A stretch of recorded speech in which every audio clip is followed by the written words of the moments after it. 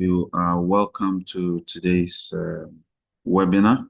It's as you know, is a 2-day training workshop, sort of, on strategic repositioning and Koha Mastery for libraries. You're welcome right after Easter. I hope you had a nice time during the holidays. But yeah, we're back to work. We're excited that all of you have registered and thank you for coming.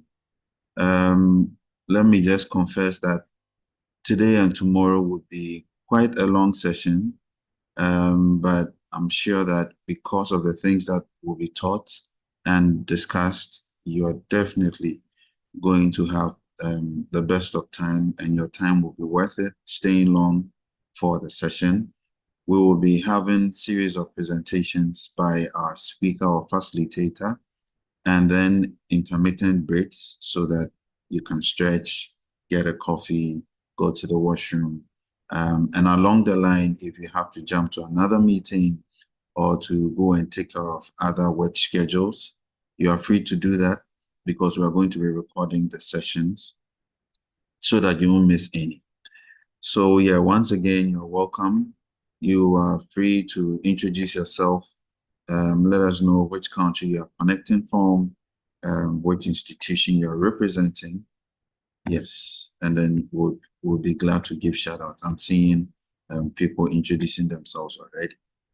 Yeah, so today we'll be handling strategic repositioning, and our resource person is chairperson for AfLIA's special library section. He's of course a librarian and a data protection supervisor at the National Banking College in Ghana. He's a certified data protection supervisor and has a very strong background in special library management. Richard Fordjour is our facilitator for today. He is going to maybe talk more about himself as the presentations go on, but I would encourage that we give the utmost attention, and when the presentation is ongoing and you have a question, please feel free to use the Q&A feature on Zoom, or you can put your questions or remarks in the chat box. But let's try as much as possible to keep the conversation within context so that we are not distracted. The session is recorded, like I mentioned, and so after every session, today and tomorrow, we would work on the video and have it uploaded on our YouTube channel, and would send a link to everyone so that you can have a chance at it in case you're not able to stay with us through and through.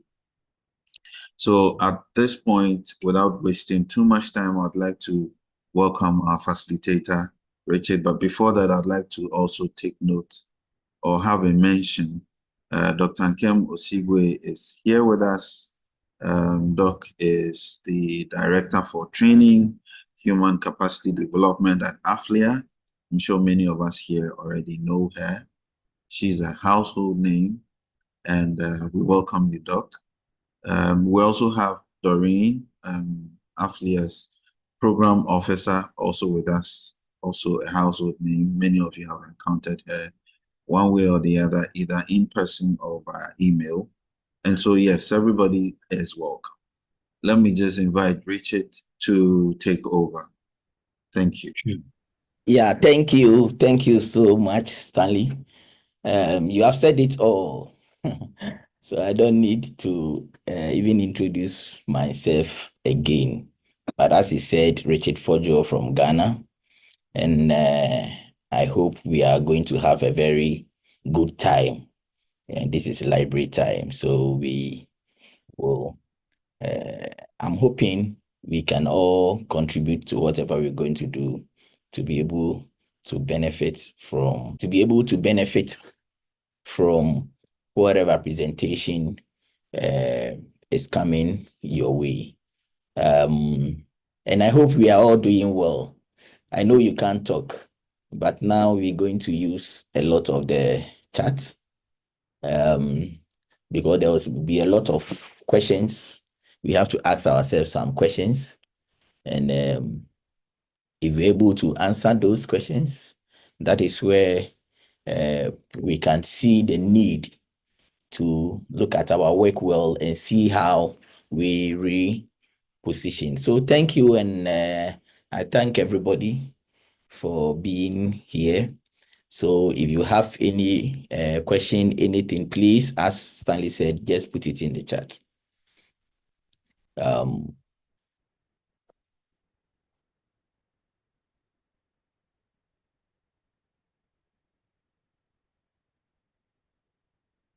Just a minute. Okay, so we will have a long day to go, but we will try and make it more interesting.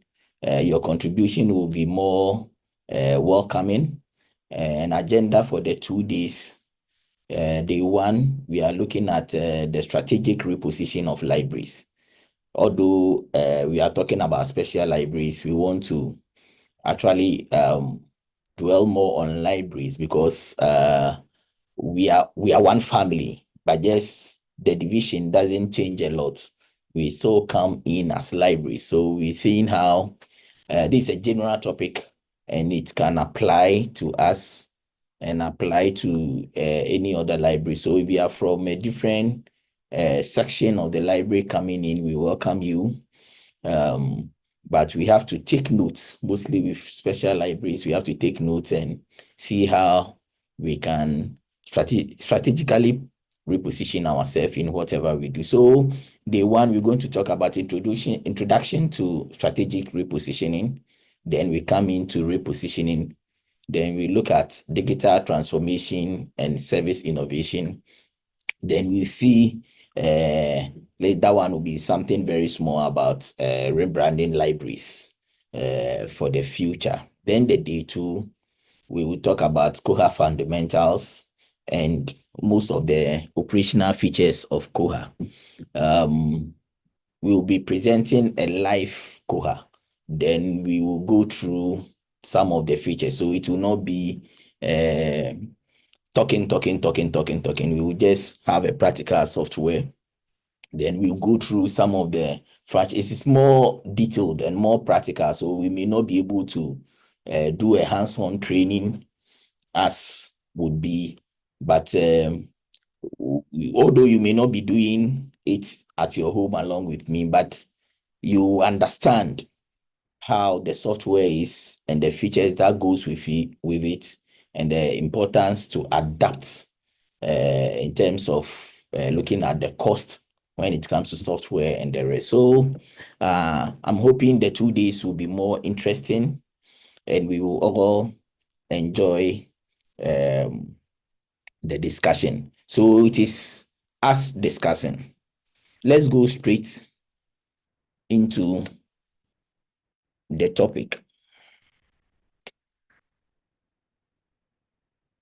So please, if there is anything, the moderators also can help when it comes to the charts and if there's any question and all that. And I'll be readily there also to try and see how we can best answer whatever comes our way. So day one, my introduction will be more of questions, but there are questions that will trigger whatever we are going to do. So the first thing I want to, or the first question I want to put to participants is, what question is your library an answer to? In the chat box, tell me what question is your library an answer to? I'll be happy to see few response from participants. What question? I don't know whether the question is clear, you can understand it well. What question is your library an answer to? So let's see how participants respond to that.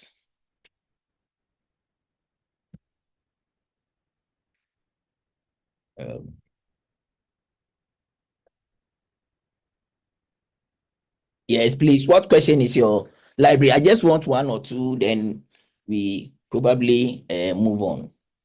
Okay, somebody is saying agricultural information, research, and academic. Nice one. Aid information related to corporate issues, access to library resources. Wow. Space research, digital literacy, research and general information. Okay. So agriculture and the rest. Nice one, nice one. Financial information, that's nice. And the rest. So I see a lot of answers in the chat, and I'm very, very, very, very happy.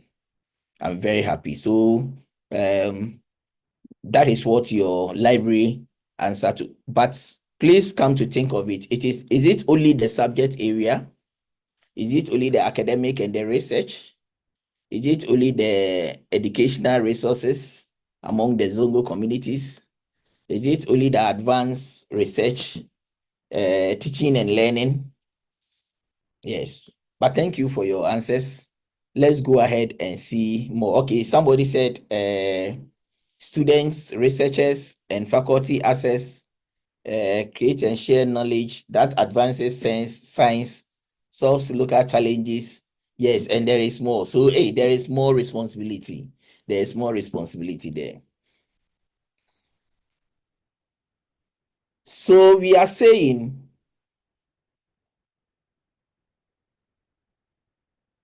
three essential questions you should ask yourself. Three. The first one is, who matters most to your special library or your main library? Who matters most to your library? Who matters most to your library? And the second is, what matters most to them? Those who matters most to your library, we are saying what matters most to them. And how should special libraries address that matters, what matters most to those entities? The first question is, three questions you should ask yourself is, who matters most to your library or to your special library? What matters most to them? And how should your library or the special library address what matters most to those entities? As librarians, are these questions relevant to us? As librarians, have we sat down to think about these questions? So still we can use the comment section. As librarians, has anybody sat down to think about these questions? This is my library. Who matters to me most here? What matters most to them? And how should special libraries address what matters most to those entities? Are these questions relevant to you? Yes. We will come. So these are introduction questions. They are questions that should trigger something. They are questions that should tell you that when was the last time I sat down to look at all these things? Yes, and somebody is saying, of course, they are very relevant. Yes, because you have to talk about your consumers. Now, if this matters to you, what are the challenges when you want to solve or try to actually provide information for those who matters?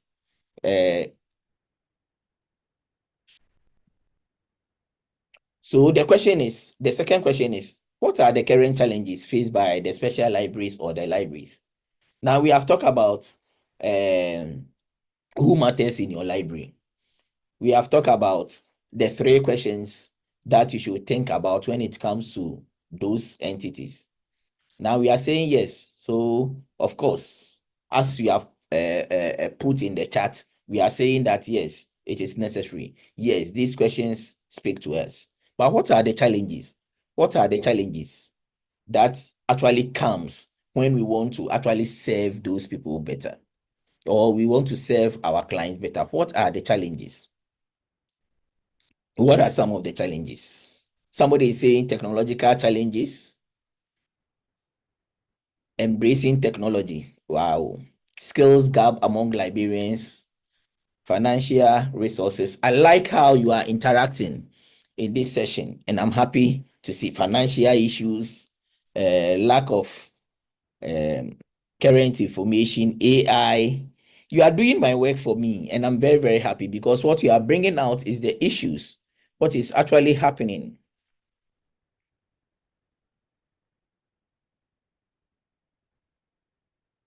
Yes. So yes, you have mentioned a lot. So let's try and go into it.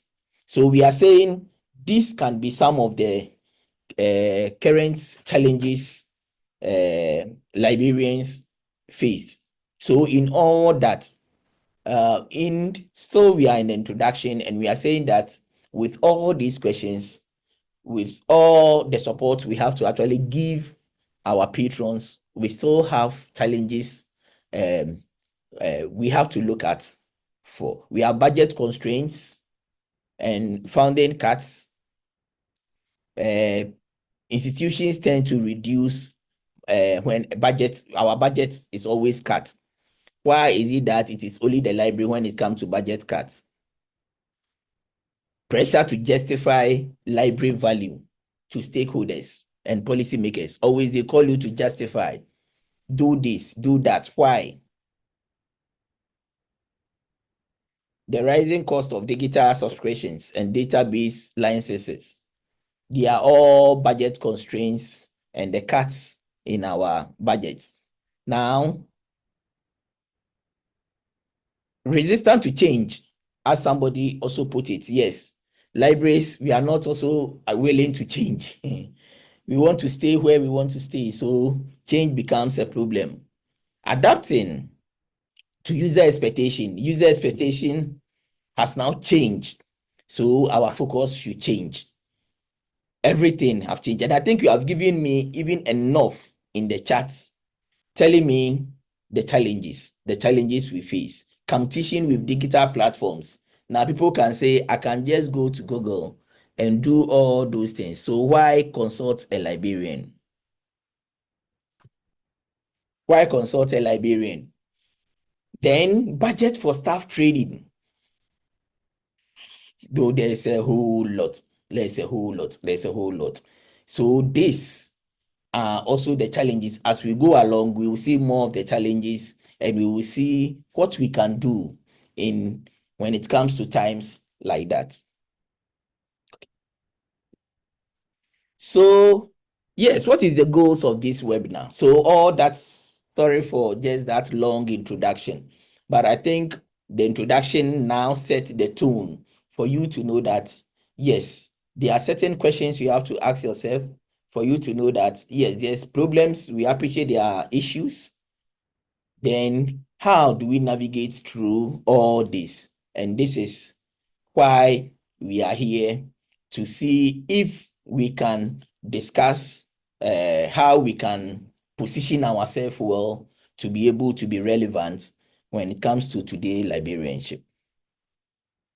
So the goals of this webinar is to equip library professionals with the knowledge and practical strategies for effective repositioning. We also be trying to equip participants gain insight into implementing change, fostering adaptability, and ensuring libraries meet contemporary needs. Then tomorrow will be more of equipping participants with knowledge of the Koha Library software management, which we will discuss about it later.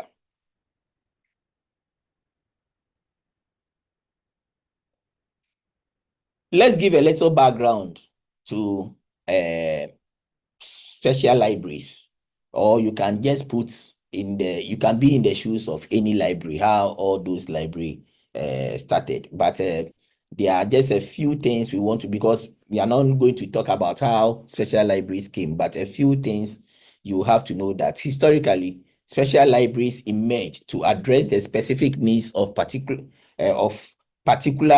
professions and industries, evolving from traditional archive system to dynamic information hubs that integrate advanced technologies. We are saying that special libraries have played a crucial role in technology management, serving specialized institutions, corporations, government agencies, research. So you see the importance of special libraries. If we don't even recognize special libraries, then there will not be development, because we are the key to most of this institutional, organizational, research and all that actually goes on. So it came because the industry want to pick up, they want to do research, and they think like the library is the library is important, it's more a partner when it comes to all those things. So special library today in the 21st century, when you look at today's special library, is it the same as the original, the historical understanding of those libraries? Because they were there to perform some provide special knowledge to this industry, to be able to develop this industry. And so if the special library is not behaving as such, then it means we have a very big issue on our hand. Now in the 21st century, focus is more on data science, AI and the rest, open access, institutional repository and the rest. That is where the special library is going. Is our library there being like that? There's a technology driven shifts that actually comes with that. Okay. So just a background, because we don't want to go into the details of how special libraries came and all that, but we are saying that they were there to serve special areas. So you saw that the first question I put up, people were saying, yes, their library will serve financial institutions, agric research, this, that. So you see that there are specialized areas. That is why those libraries are brought out. And are they serving those purpose? Are they part of the national building the industry or the national community or the governmental or the nation building? Is it what the special libraries are doing? Now let's look at the role of the special libraries. I've talked about the definition already. We are saying that special libraries serve specific audience with tailored information needs, encompassing law, agric, finance, all the areas we can talk about. And I think we have a lot in the chat, which is so relevant. So special libraries, when we talk about importance of information aspects, special libraries are vital for enhancing the accessibility and discovery of specialized information, enabling professionals and researchers to access the latest findings, tools, and resources necessary for their work. And is the special library doing that? Although the challenges we have talked about, the special library also face all these challenges, budget constraints, the need for update technology, the competition from freely available digital resources and the rest. So all these things are in the face when I'm talking about the role of special libraries. Always when I'm talking about this thing, I don't want us to forget the challenges, because somebody will say, okay, we have to do this, but there are these. Yes, let's recognize the challenges. Then let's see how we go on and deal with those challenges. Okay, so in this session, let's see how understand the shifts in library frameworks. Now we are not the old library system. We are not dealing with books. We are not dealing with only books. Things have changed. So let's understand the shift. We are saying that when we are talking about key drivers of change in these modern libraries, we are talking about digital transformation, we are talking about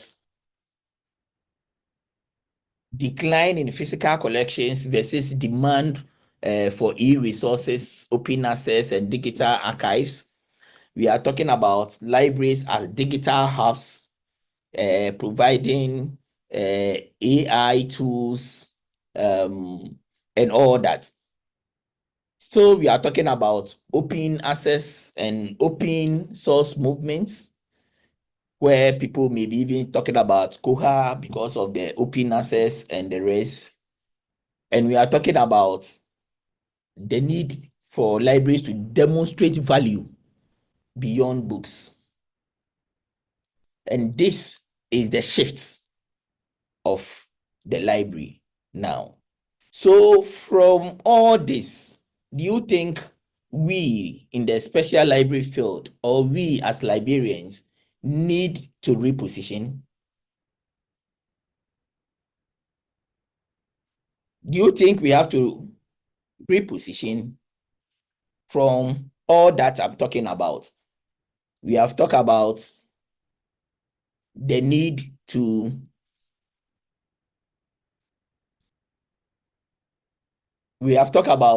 what question are we answering when it comes to our library. We have talked about the 3 questions we have to ask ourselves. Then we have talked about the challenges we face, although we face these challenges.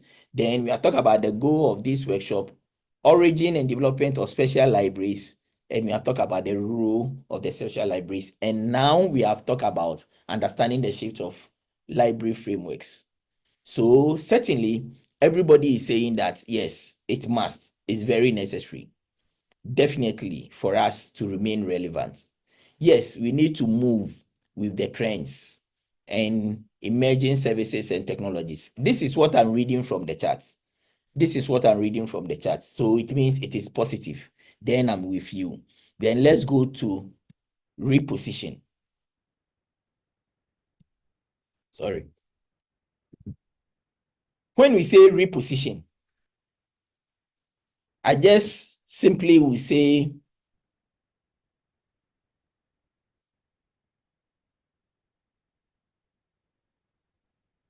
reposition is to move into a new and often more advantageous or preferable position. To move. So we are all going to move. I'm going to move with you, and we are going to move together. Okay, we are going to move together. So to begin with, let me tell you a story.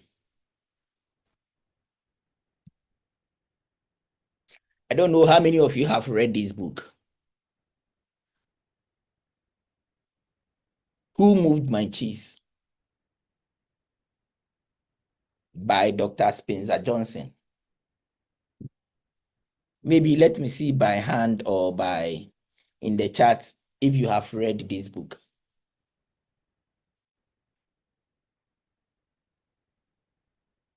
Nobody.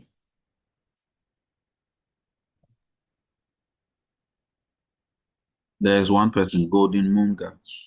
Oh, Nana Bubi, okay. Then we have oh, okay. Okay, so because it's a webinar, it's very difficult for people to actually talk. Like I will allow 1 or 2 people to just say something about the book. All right, so Evelyn, I'm going to allow you to talk. So you can unmute and then go ahead. Give us a summary of what you know about the book. Thank you. Can you hear me now? Yes, we can hear you. Yeah. Okay, it's about mice saw a cheese in a farm. The time that they realized that the cheese was finishing or was getting finished, instead of them to take some and put it somewhere, they ate everything and then they thought somebody has taken their cheese, not knowing they themselves has finished everything in the farm.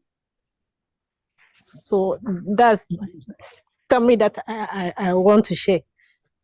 Wow. So for them, they ate everything, but they thought somebody has taken the cheese from them.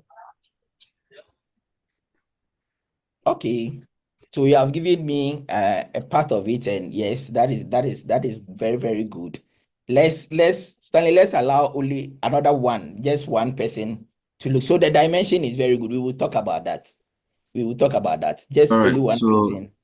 Golden, you can unmute and also share what you know about the book. Basically on resistance to change, where like the previous speaker has already mentioned, cheese had finished, the cheese was removed from them, and then the mice that understood what happened, they were able to move and search for more cheese, while the humans, they kept on waiting for more cheese to be added.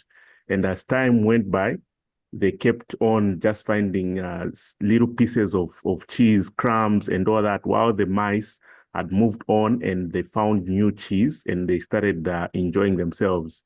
And it took time for the humans to actually move and start looking for cheese. And only one of them managed to move ahead. And it's basically just on change, and saying that it talks about us being able to embrace change. When change comes, we need to be able to embrace it and move and not resist. Thank you. Oh, thank you so much, Evelyn and Golden. And I think this is so wonderful. This is so wonderful. So the aspect of, okay, so let me add a little to what Evelyn and Golden said. So there were 4 minds, 4 of them, and they were having a bunch full of cheese. They always go and enjoy the cheese, and they were not having any competition with anybody. Then one day they were just going to fetch the cheese, and they went, and the place was empty. So the 2 of them decided to move on, as Golden said, to go and search for more cheese, because the other 2 decided to sit down and complain and talk.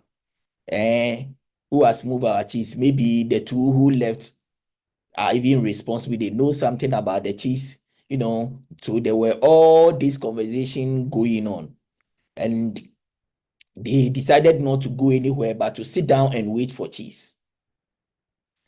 And we are saying that although the book is talking about cheese, the librarians and the library, we are in the same position. We are in the same position. And are we going to behave as the 2 who left and they find a lot of cheese? Or are we going to behave like the 2 who sat down and complained? Do we hear all these things? Oh, me, the principal does not even like me. The VC does not even like me. The VC doesn't see the library. When you take anything, they will not actually mind you. So we sit down, we complain. That is where we even talk a lot about people. Are we sitting down to think about where our cheese has gone? I don't know when it comes to the other libraries, like the academic libraries and the rest. I know in Africa, when we are talking about even the hierarchy in the university, libraries were the 3rd in position. From VC, we have the library is there, but the library position keep changing and it keep coming down. In the research institutions, there were years the library was the focus, because the knowledge hub of the institution is the library. But are we presenting ourselves like that? So where is our cheese? Where is our cheese gone? And that is what this story is talking about. This story is talking about repositioning. Because are we going to sit down and complain? So where is our cheese? When they talk about information, now there's a whole lot of distraction. It's not even the hierarchy. We have technology. We have this. We have this. And we continue to ask the question, where is our cheese gone to? Where is our cheese gone to? So that is a summary of the story. And I think we are going to use the story to be able to help us reposition ourselves. Either we are going to be like the two that went. And so interestingly, those who were left behind, the two mice who were left behind, one decided to post on a wall to tell a story about what they have experienced. Now, these are some of the things they actually put on the wall, the handwriting of them on the wall. And one of the mice, since they were there, as Golden said, the two of them, they started getting sick and even at the point of death because there were no cheese and they were not going. Is our libraries also suffering like this? Because you'll be in the library, nobody minds you, nobody even come there. That is where they cut budgets when there is anything. I went to a certain library, even chairs. The other is the things the university don't need or the research don't need. That is where they pack them. No, they pack them in the libraries and the rest. So the handwriting on the wall was, change happens. You will come one day and there is no cheese. First, you were hailed. You had the information. Everybody comes to you for information. Now, nobody is coming coming to you. Nobody is seeking your opinion. But you are in a research institution. The research is going on as if the library doesn't matter. So what is happening? But first, you have to recognize that there is a change. So the handwriting on the wall says, change happens. You can go there and there is no cheese. Nobody have picked the cheese, but there is no cheese. So if there is no cheese, what will you do? And the second thing, the mouse put down was anticipate change. Change happens. Anticipate change. Even as you are in the institution, you are there.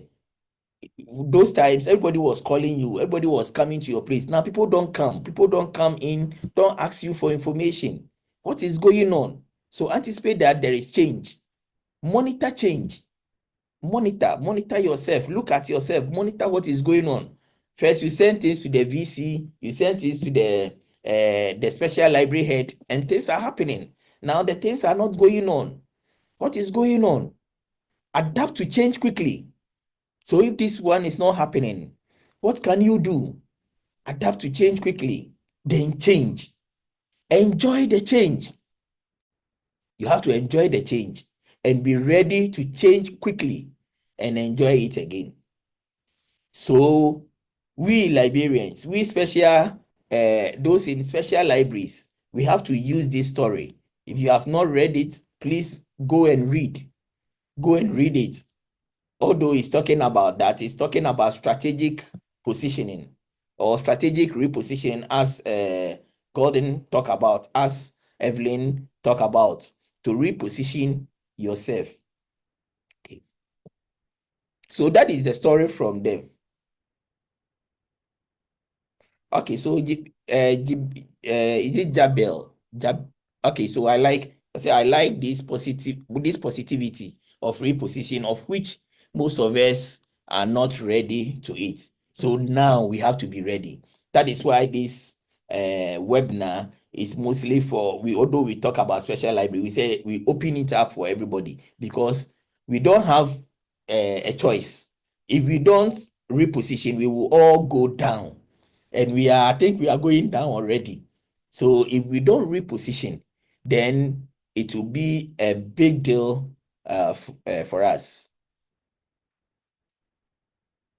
This one from Edna: we need to follow current trends and protect ourselves and our special libraries. And that is very true. And we have to learn from who moved our cheese. Yes, you have to learn from who moved our cheese. Our world today, total transformation of the mode of engagement in every single sector and industry. Things have changed. Libraries are no exception. Today's clients, patrons are knowledgeable, they are assertive, and they are innovative and demanding. So if you can't move with them, then they leave you behind.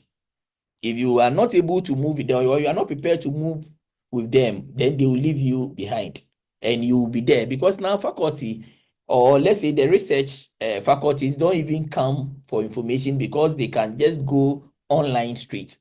But they don't, you should give them a reason why they should come to you but not go online. So that is how the world is going, and we have to actually take note. So Christopher says we need to be up and doing with the digital world, and I like that. And I like the positivity also of people in the chat, participants in the chat, and I'm very, very happy. As Mary said, this session is highly informative. Actually, change must happen, and libraries are to reposition. And I say, Mary, I want to even add now. We have to do it now. Other than that, we are doomed. Okay, so the biggest unanswered question is, where is the cheese moving to? Special libraries, can you tell us where the cheese are moving to, or librarians around? Where is the cheese moving to in our profession? Richard Bruce Lamte, I like that. Change must happen, and it must happen now. Yes, and that is all what we are all calling for. So we have to understand as we go along this presentation, we have to be thinking about where is the cheese moving to. In the special libraries, where is the cheese moving to? In the academic library, where is the cheese moving to? In all the sectors of the library, where is the cheese moving to? I don't think we want to be like this, where we say that, oh, we are very busy. People want to change their lives, but they are not willing to change their routine. Are we going to follow the routine like what is in the picture? Yes, we are my KPIs and my objectives of being here is to sit down for people to come and read. So that is what I'm supposed to do. Nothing changes me. You understand that? But we have to always accept to change our routine. We have to change our routine. Other than that, there is a big wahala.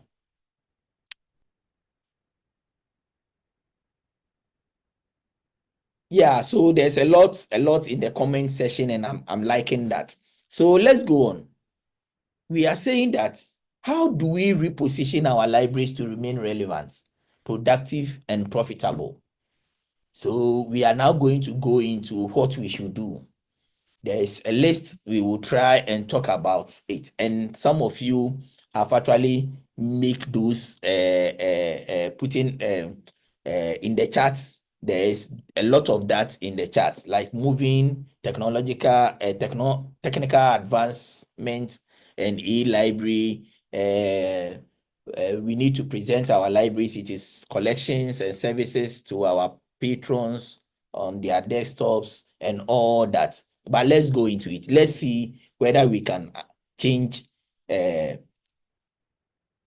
can look at the change and see how we can go. So are we ready? Okay. Let me see. Yes, we are ready. Yes, we are ready. Yes, we are ready. Okay. So to be able to reposition, it starts with you. It starts with you. Take responsibility. And that is what librarians will not do. And that is the first thing. To be able to move forward, you have to take responsibility. You have to know that you are going wrong. You have to know that there's something going wrong.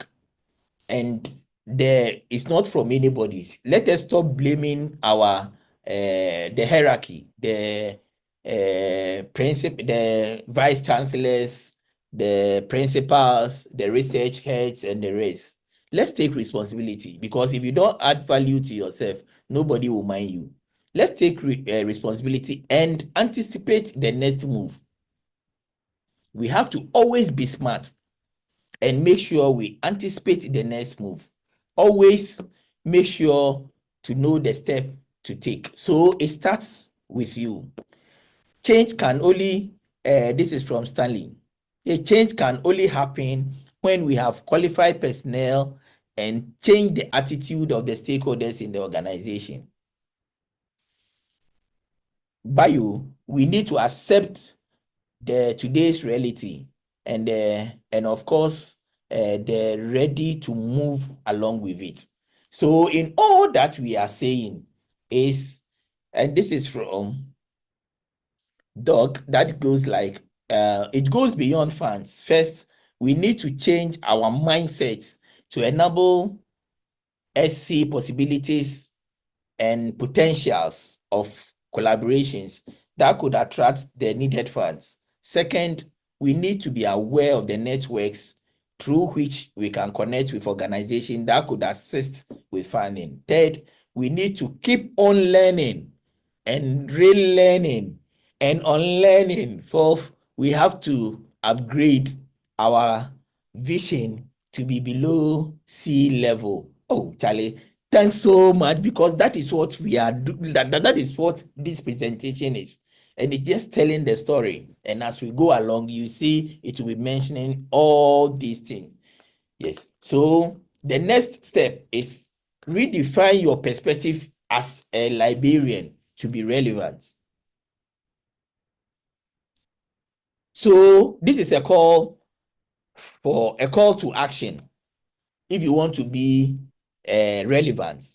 So move away from keeper of collections to knowledge creators. Now, managing physical books, enforcing silence, and providing passive services is the old style of library or librarianship. Now, the new style is actively create digital and physical resources. We have the open resources. We have the OERS. We have data sets, multimedia, and all the rest. Use tools like we are talking about the Koha and the rest, where we can integrate AI-driven discovery tools and build institutional repositories. There are a lot of people here, or libraries here, they don't even have institutional repository. They don't have any software managing their collections. Why? So we are in the digital age. Okay. So we have the old way, from service desk staff to a research and learning partner. So you have to be part of the learning process, not just be there and supply books. We propose a librarian office hours program for departments if you want to do that. Then from reactive support to strategic advocates. In the olden days, we have to wait for users to come to the library. Now we are not waiting. We are not waiting. We are now going. We have to align library goals with institutional strategic plans, collect and showcase impact metrics, advocate for open access policies and affordable learning. That is the stage we are in now. That is the stage we are going. Okay, so Michael is saying that yes, but most libraries are doing all this, but the higher hierarchy don't seem to want to help the change happen. The willingness to change is there. So Michael, this is my issue. Yes, the blacklist is there already. You know, we waited with that monitoring change, like the cheese. We did not anticipate change. We were not monitoring it, and now it is off. So if you don't do anything extra, the people in authority will still not mind you. So that is why you have to redefine yourself. So yes, when we talk about that, then we will be like the two minds who were there waiting for another cheese to come automatically. So we need to change, and that is why this webinar is very, very important. So let's try and see the things we recommend to do. If we do them, how these things will take us, or how it will change everything we are doing. So redefine your perspective as a librarian to be relevant in your institution. Be flexible, be agile, and be responsive. Very, very important. I will not dwell much on that. Okay. Then this is very important to me. Data-driven decision making. If I want us to open the audio for people to talk and ask them, when was the last time you used data to make your presentation?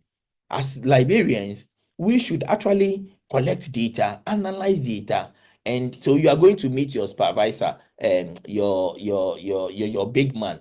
So Michael, it comes to your question. Now you want to go and meet your VC or the research head or your principal, and you go and you just do some you take some information from online and you want to do a presentation to the people, there will be problems.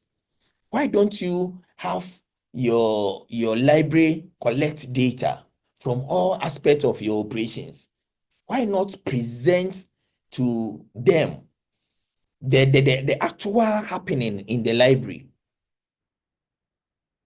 Present to them. We have access to PowerPoint slides. We have access to where we can get all this information. Why bring your statistics? Debate based on the statistics, and that is what mostly faculty always careless with. We go for meetings and we can't talk because before the meeting we are just going to talk like any ordinary person. But if you are basing your decisions on data-driven decision makings, how many people come to your library? How many students are here in this research? This is the area this research is going. How are we going to, as a librarian, going to you to help this industry, this special library in this their special area? All those things are very, very important, and we don't do that. We don't actually talk based on data.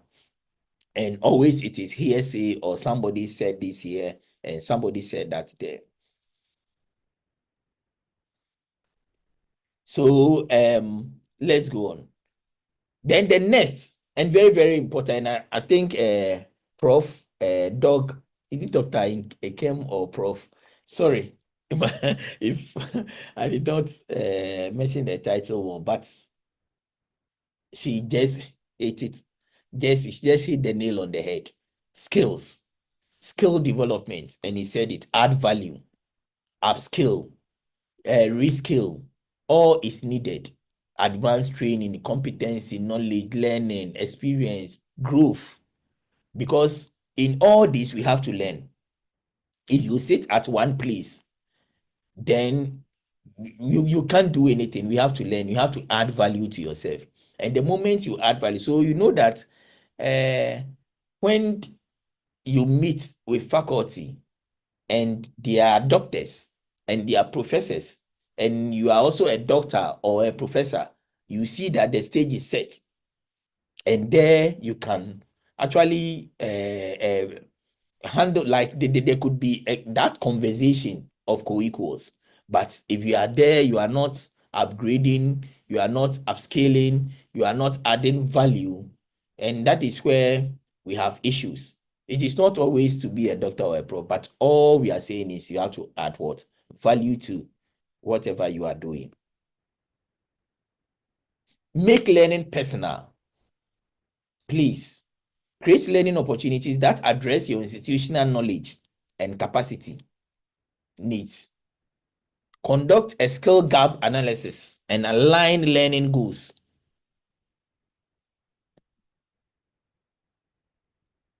And this one, somebody will say, and money. This one doesn't even demand money to add value, to upskill in today's IT world. We don't need those things because we have a whole lot. I'll be telling you a whole lot of places you can get all these things.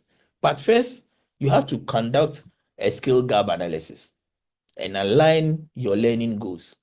Establish collaborative learning networks. We will talk about some of them. A lot of them, some of them you don't pay anything. Some of them, after the course, maybe you have to pay something for your certificate. Develop and support in-house training and knowledge sharing. There are certain programs where it is we, the librarians, who have to champion. Like when it comes to referencing in your research institution, you yourself don't need to do it, but there's a lot of organizations that can, it can be in your budget that you can bring them to come and train them, either online or let's say in person. We have our organization, we do a whole lot of training and installation of software here in Ghana, and you can do that easily. And I know most of your countries, you have all that. You have to, if you want your presence to be known, then you have to actually bring this training, what the faculty needs, the training to them, for them to actually appreciate what the librarian can do. Okay. So as I said, we have developments in library education, new providers and forms of interaction. If you go to Coursera, LinkedIn Learning, EDX, these are all places you can learn. You can just take any course and you can be able, you be able to go through the course. Sometimes it is anytime, self-pleased, anytime you want, you join free of charge. We have the learnwebjunction.org, OCLC. YouTube is there now, is the masterpiece. Everything you want is there. Udemy, all those places. You see AfLIA there representing the numerous associations and even this platform. How they able to give this platform and the number of librarians we can talk to, and training and the rest. These are the institutions you should join. These are the institutions you should partner with. Your institution should partner with AfLIA. Your person also should be on board to be able to grow this profession. You have a lot of, then we have to also know that the learning platforms are changing. We are going into this e-learning, virtual space, AI, and all that. So this for your information. Okay.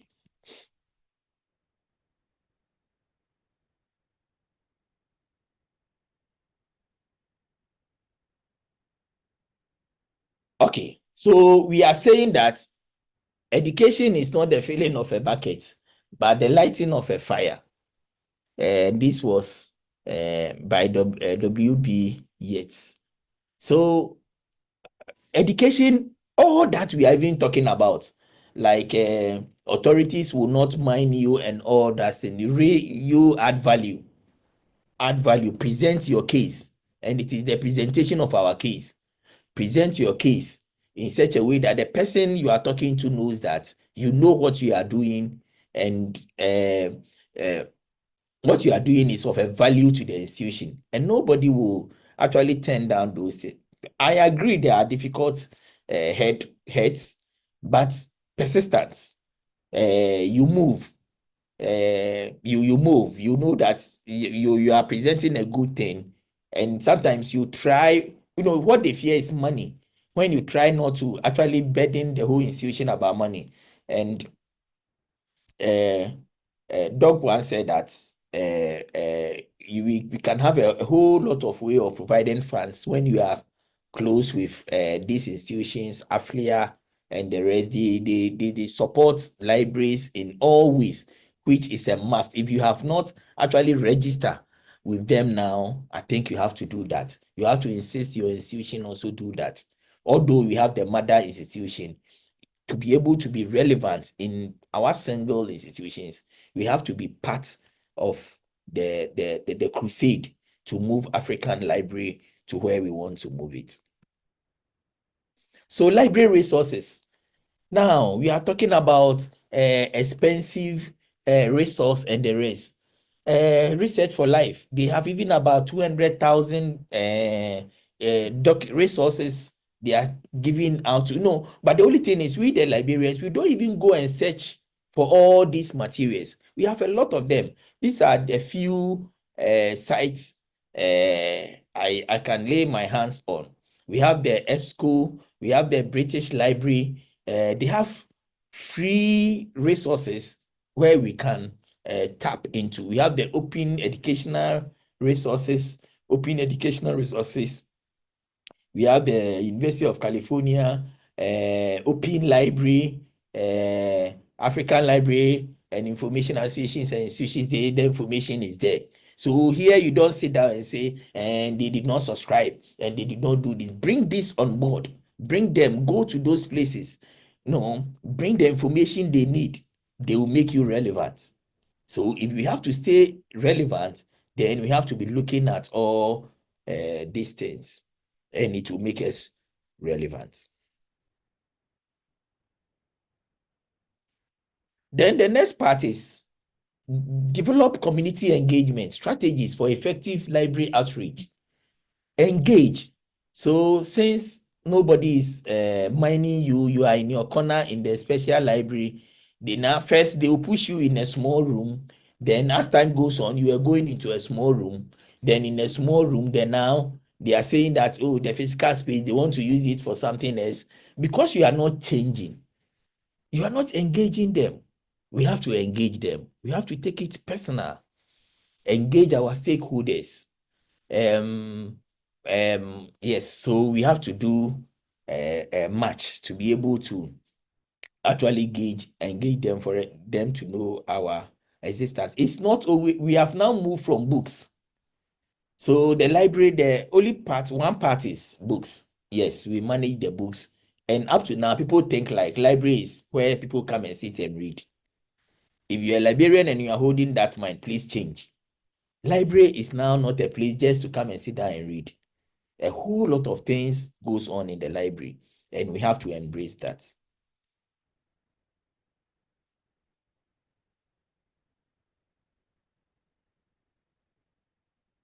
I like this example in Denmark, where there are libraries where you can borrow a person instead of a book.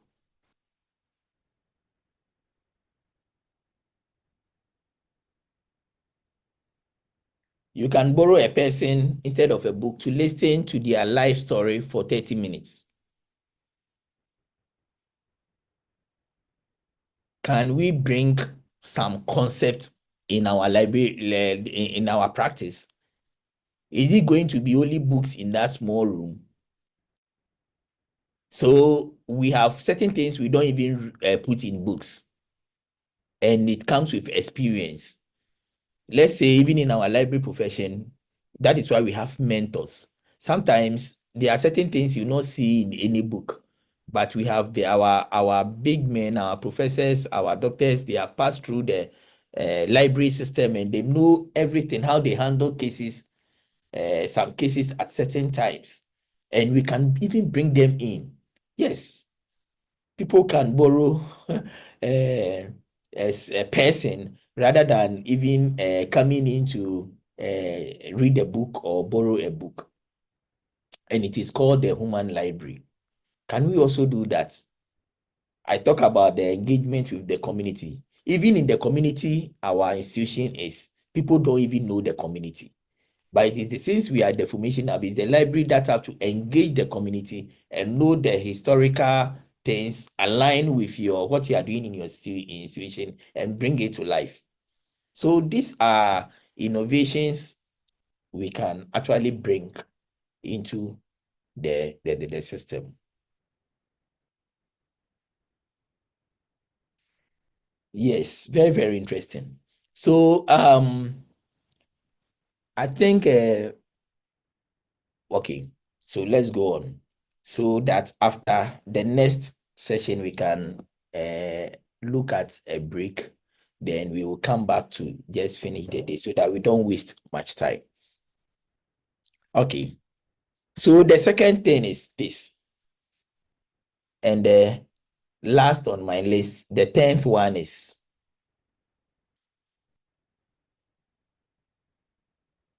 being an effective librarian relies on solid teamwork. So how will you describe how you collaborate as a team at your library. So I'm going to present some pictures.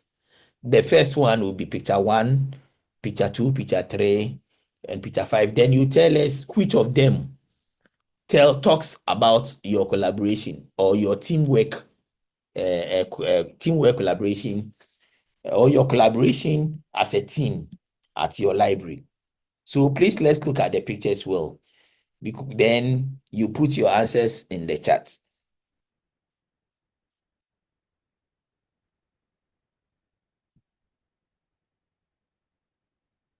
So this is the first picture. I'm hoping the picture will talk to you. And let's see. Somebody seems taking a lead and the others follow. Okay. And this is the next one. So we are looking at teamwork. Very, very important to be able to succeed.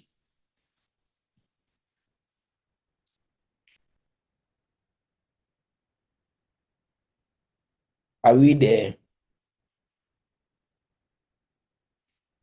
Okay. So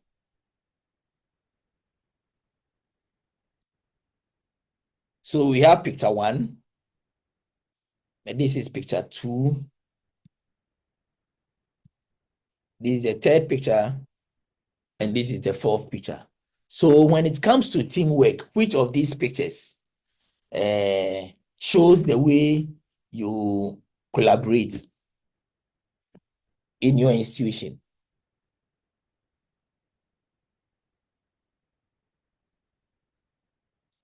You can put it in the chat.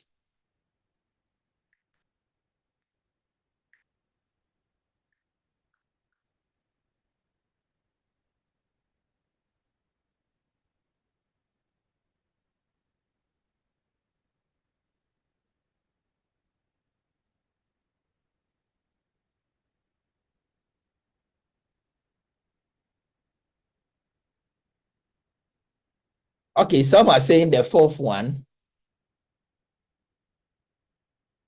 Some are saying the second one.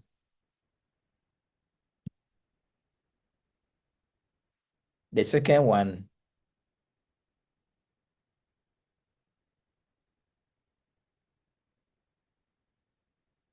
And somebody is saying, I'm not sure of the picture 3. Please, Stanley, can you give just 1 or 2 people voice for us to see what they think about Sure. the picture? Yeah. Anyone likes to explain their choice, the choice of picture and how it depicts how you collaborate in your institution? Eric Amponsa, would you like to explain? Or anybody else? Someone says picture 2 and picture 4. Okay, so Boniface, let me look for you and give you permission to talk. Boniface Micah. So after Boniface, then Jody Ann would talk. So Boniface, you can unmute and give us some context to your choice. Thank you. Jody, if you are ready, kindly unmute and then tell us what you have to say. Hello, good morning. I am joining from Jamaica. Okay, so looking at all the photographs, the 4 photographs, depending on the situation, then it might be one of either. So sometimes you have to learn a process, then you pass on the baton. Sometimes based on the task, then you have your team, like in number 4, where everybody is sharing their ideas, etc. Sometimes it's pretty much a dance because you're trying to get buy-in from persons. And sometimes you have to get ahead of the game in order to gain that experience and knowledge so you can ensure that the team that's coming behind you can fully understand the goal that you're trying to get to. Like you're saying, to share their side of their story, what they also think about the 4 pictures, and which one represents most how in your institution, how you collaborate and work together. Right. Yeah. So Rick, you can go ahead whilst we look for the next person to talk. Yeah, my network dropped. So Yeah. I'll summarize what Jody was saying. So for the 4 okay. pictures, Jody was saying that it depends on certain situations. There will be times where one would have to complete a task and then hand over to another, as you see in the relay picture. And then there are times where there must be perfect harmony in the things that are being done, because one needs to feed into another output or another outcome, as you see in picture, what we see on the screen. And there are times where everybody has a certain specific role to play in order to come up with a certain outcome, as you see in the last picture 4. So it depends on what the situation is. That's according to Jody. Anybody else wants to chip in something before we probably move on to the next? You can put your hand up and then I will allow you to talk. Stanley Okerafor. Just unmute and let's hear you. Thank you very much. Thank you very much. I'm so excited to be part. Thank you very much. I'm so excited to be part of this webinar. The picture that really got my fancy is that picture number 2. And why do I have to subscribe to that picture is that teamwork involves example, leadership, mentorship. You understand? So we need somebody to lead you. So for you to learn and then relearn. If you make a mistake, the person will be there to direct you and correct you. That is what picture 2 depicts. And that is what I do. And that is what we do here in my library. We have a leader. He lead by example, then we follow. And then if there is a place we are getting it wrong, then he will correct and direct. Then we'll start all over. And then at the end of the day, we achieve our goal. So that is why I really fancy this picture number 2, because it depicts teamwork just as it is, with somebody who is willing to learn and also a team that is willing to grow with their leader in harmony. You can see. Thank you. All right, thank you. I think Thank you. Rachel will take one last feedback from Okay. the audience. Eric Amponsa, please go ahead and then. Yes, thank you so much. I hope you can hear me. The reason I go for picture 3 is looking more of the strengths of the individuals in the team. And team builds and works better and more when there are sacrifices. And if you appreciate how these pair dancing moves are, you can tell that there are a lot of sacrifices where, for instance, at some point, the lady would have to allow herself to be swiveled, move around, pulled back in there, which for me shows when one need to step in, when the other need to support the other person. In most often, if you look at this era of gender balance and all these advocacies, it tells you that there is always the need that we are able to balance this perspective, look at our strengths and be able to support each other in the team with our intellect, our ability, our skills, and everything. Now, if you look at the picture, I've forgotten which number, the one that the other guy was running ahead. If you look at the picture critically, you could even see that almost all the guys in the first, second rows are kind of males, which tells you that if we don't look properly at the strength of each other, even when we decide to balance things, we may leave some individuals with very brilliant ideas and contributions behind. So that.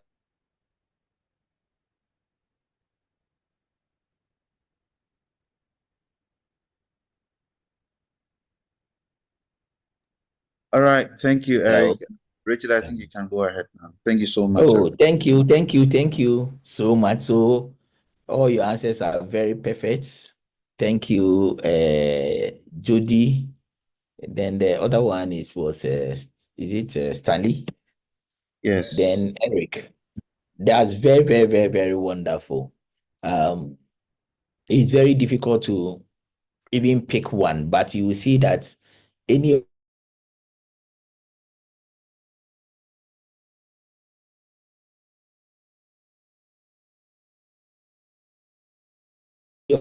the you want to give, but in or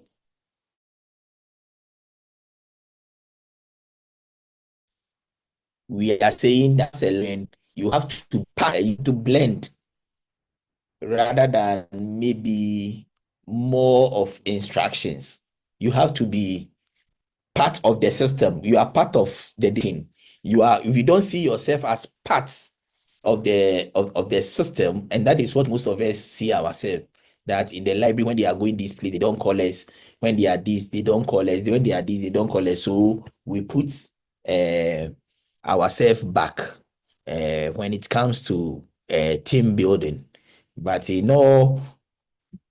those pictures, even this one is very, very instructive because when you have watched Formula One, if you don't change, if they don't work together to change the tire within a certain seconds, that person will lose the race. So it is that build up. But what we are saying is, Liberians, we don't have to see ourselves. I went somewhere and I was asking some Liberians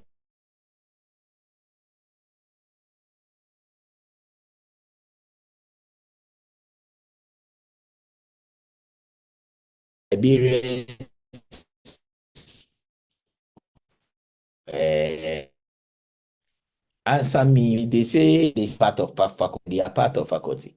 But as a Liberian, you should know why you are part of faculty. You should know why that is the place where they discuss all information related, so much interested in why they ask you to be part of the research team, why they ask you to be this, why they ask you to be a team member here or there. And I like what Richard Bruce have written here. Say if they do not call you, please call yourself. If they do not call you, call yourself. No, show the reason why you should be somewhere. Be important, because we are saying we have to be proactive. You have to read a lot, ask colleagues, experience why you should be part of this, why you should do this, why you should do that. Then present your case strongly. So don't try and say that me, when they are going, they don't call me. When you know that I have to be here, where the status says that this person have to do this person have to do that, but you are not, if they have not called me, then I'm sitting at my place, I will not go anywhere. It will affect you. Your cheese is going. So make sure how you can actually be part and be part of the system. Somebody is saying when the leader goes for all conference opportunities, you see, that is true. But that is what I always say. Have you also find a conference opportunity and use it in your field and present it? Or have you find I once find a conference, my institution say they will not pay, but I look out for sponsorship. So even if they don't pay, I say I will go. And I went. You understand that? They give me the chance to, they gave me the chance to go. So all that I'm saying that if we keep on complaining about the problems, yes, the boss is always going for the conference, but try and also change yourself and see if you also go for certain opportunity and try to go to different conferences, will the boss says he will not allow you to go. Okay. Doc Ekem says that, I think Lawrence, I don't know. This is real. That is one of the reasons why AfLIA does many online training. Thank you. Yes. So that is why your institution must join AfLIA. Your institution must join AfLIA, Laurentia. Okay. Or Loris. Okay, Loris. The problem is I'm the only one in the library. I don't have assistants. All I know today based on the training like this. Okay, that's fine. You see, but still you have to. Sometimes it's very difficult bringing assistants and the rest. Yes, that is the problem. But make sure, back in Ghana here, we have service personnel. And if you are at a place where there is no assistant, you see, there is no assistant. Sometimes, I'm not saying all the time, sometimes because the institution doesn't find reason. Sometimes they think of the work we are even doing is not correct. Like they are not getting value. So if you are asking for assistance, it is difficult. So all that I'm trying to say is, if there is a way, if there is a service personnel here, we have, I don't know about the other countries, or anybody you can bring on board, and somebody also put in the communication and how we, handle our way. Maybe one of the sessions we can have would be how to communicate, how to negotiate. And I think AfLIA will be giving a lot of training on those things, how to negotiate, because you have to know that wherever you are, you should be a person who can negotiate, a person who can win contracts, a person who can negotiate your way through. Other than that, your library will stay just like that. Richard says, find one yourself and attend. Never depend on the leader. And I agree 100%. Before my institution joined AfLIA, I was, when I see something and I have to go, I try to move around before I actually presented a case for my institution to pay for AfLIA dues, and they are doing that. So it depends on our negotiation and how we want to actually do that.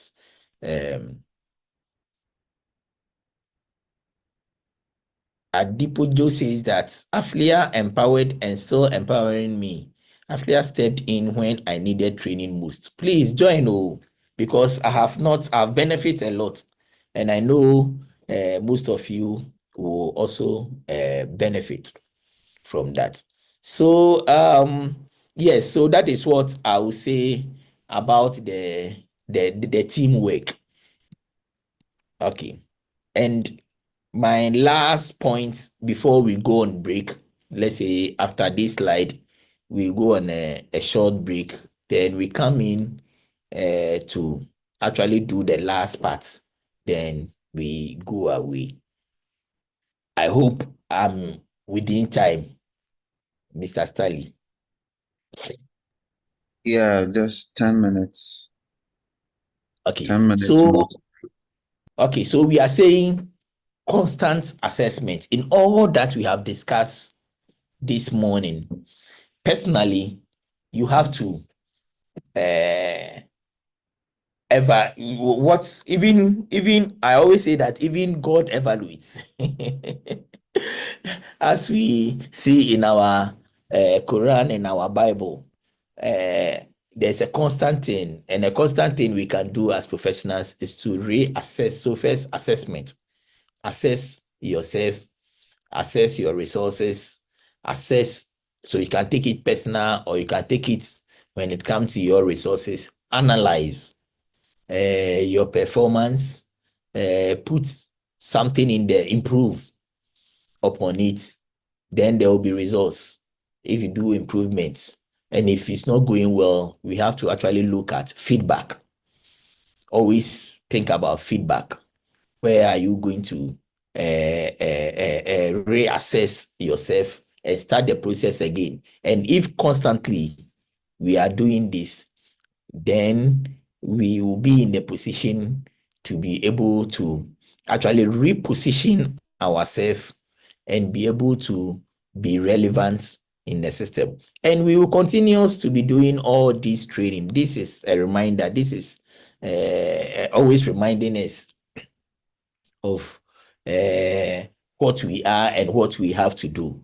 So we have to go back and look at all these things again and make sure that we sitting down and assessing is very, very important. Something we have to be doing very, very often. And when we do that, we will be relevant in the industry. Okay. So for now, Stanley, I don't know whether if anybody have anything to say, so that when we come back, we will go into the digital transformation and the service innovation. Then I hear when it comes to online, people don't want to stay long.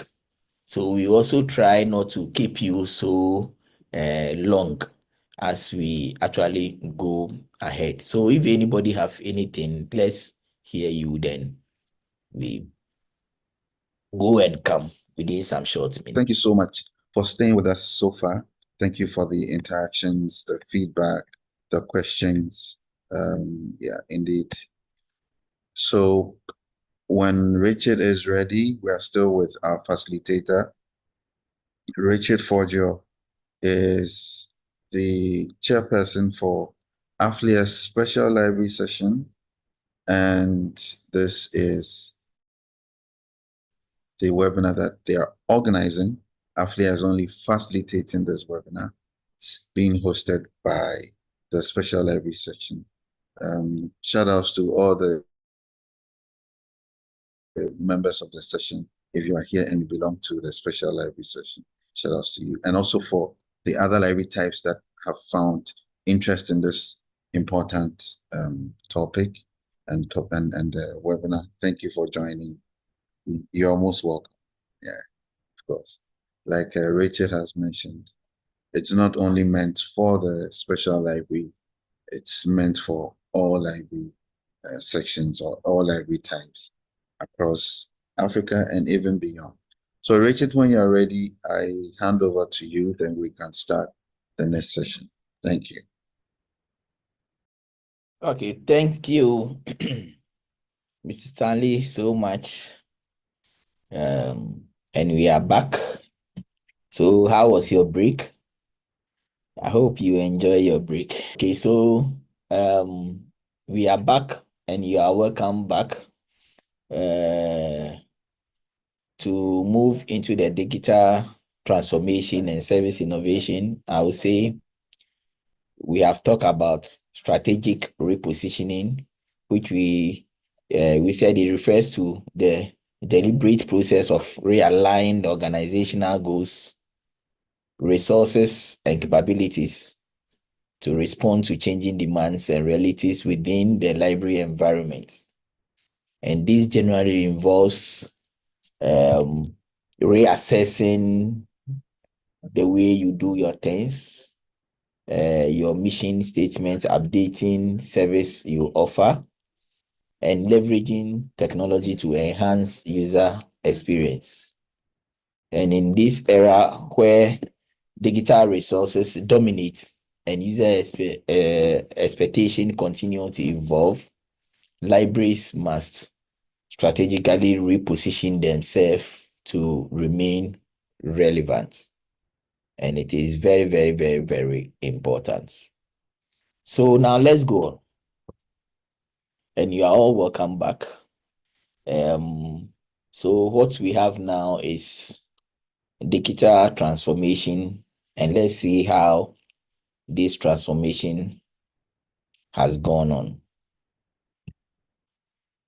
So typically, this shows an example of the library of old. I mostly put it where we have the books, then we come and arrange them.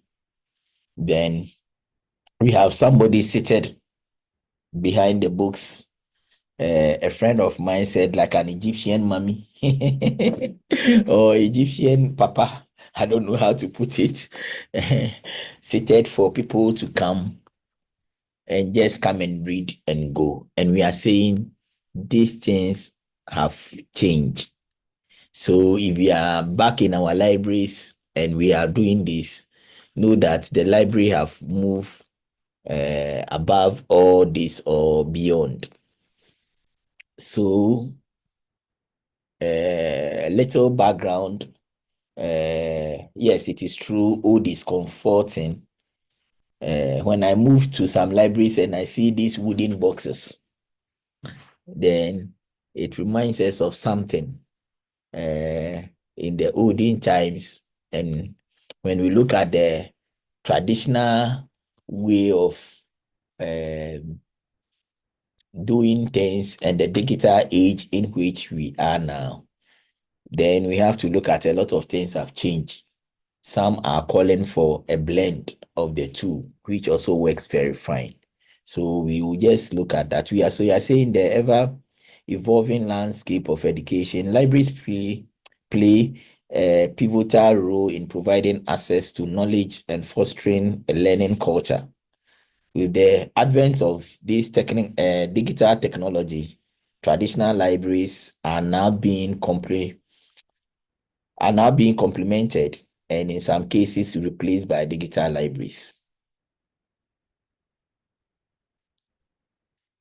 So let's see the traditional libraries. The understanding of the traditional libraries are these libraries provide students and educators with access to a wide range of resources, steady space, and expert assistance from the librarians.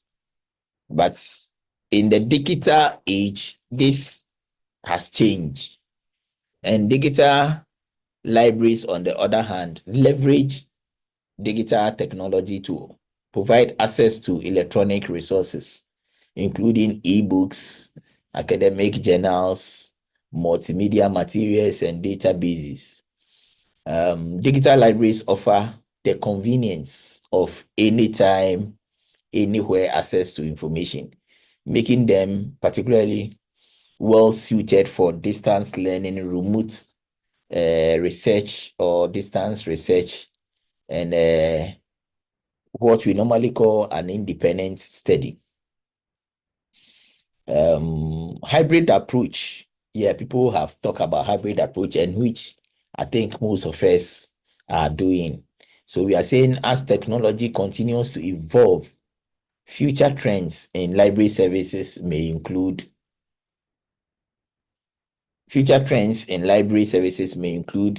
augmented reality experience, virtual reality simulations, and personalized learning platforms that bridge the gap between digital and traditional library models. Okay, so all that we are saying is that now it will come to a time your library space, nobody comes there, but the person can sit even at the comfort of his home, but still can come to the library through virtual reality. And that is the scary stage. Should I say scary? But that is the stage. If we don't take care, we are moving, and we have to brace ourselves for the changes coming. That is where we are saying that, like the example we talk about the cheese, we are saying change comes, we have to monitor change, then we have to adapt ourselves. So always ask yourself, where is the cheese moving to, so that you can update, you can add value, you can tool yourself, reskill and all that. So as we all know, we had the traditional library. At a point in time, we have the automated library system. Then we are now more into electronic library, but we are anticipating that we are going to have the virtual library. And I think some countries have the virtual library now, where you go and there is no human being there, but you can do whatever you want to do in that library. So some also now even start without going through the traditional library system, the automated system, they go through digital library. Now they mostly call that information hub, and they can now, and with that also we are still, the main focus is now still going into the virtual reality, where somebody will put something, maybe like goggles, and come and see himself in your library and participating in activities in your library. And that is, yes, something we have to be looking at. Yeah. And it is very, very interesting. Yes. And we have to read more on that. So now, this is something going on where now we don't even need people around to do some few things, like return books. You just go in and put your books into some of the machines, and your book will be check in or check out, loan books and the rest to people. Some libraries, some of them are changing, and things are changing very, very fast. Let's look at how our cheese is going. Let's see what we can do to be relevant, and not wait till the cheese is gone. Then we will try and complain. Does this picture speak to you? Does this picture tell you something?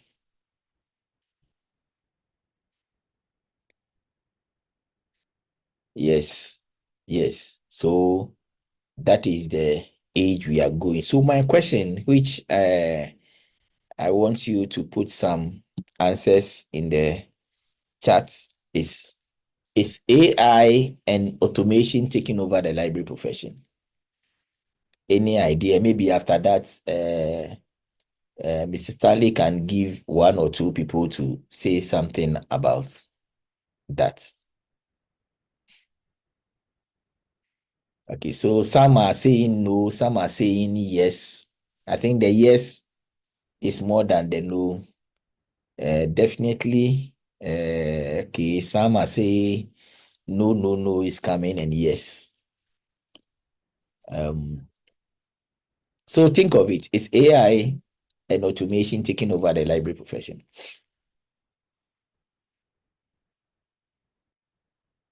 Sarah wants to say something. I don't know whether Mr. Stanley. Right, Sarah, Sarah Bassi, you can unmute. Let's hear from you. That's if you did not mistakenly put up your hand. Sarah, please unmute, and then let's hear what you have to say. Otherwise, if anyone wants to say something, please put up your hand and then I'll enable you to speak.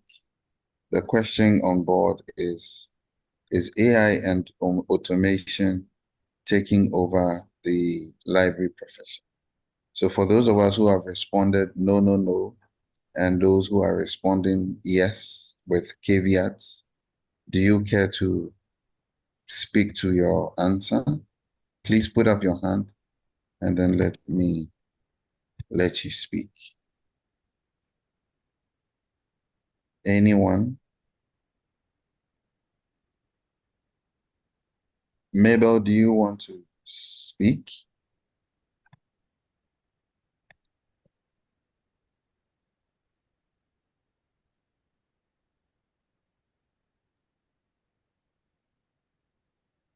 Mabel, you can unmute. Okay, so I see Rex.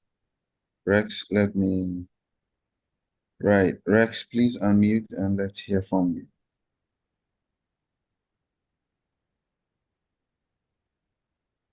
Hello, Rex. Okay. All right. So Mabel says he cannot speak now. Rex, are you ready to talk? Or Sarah, are you still ready to talk? Yes, Rex, go ahead. I see you unmuted. Yes. Please go ahead.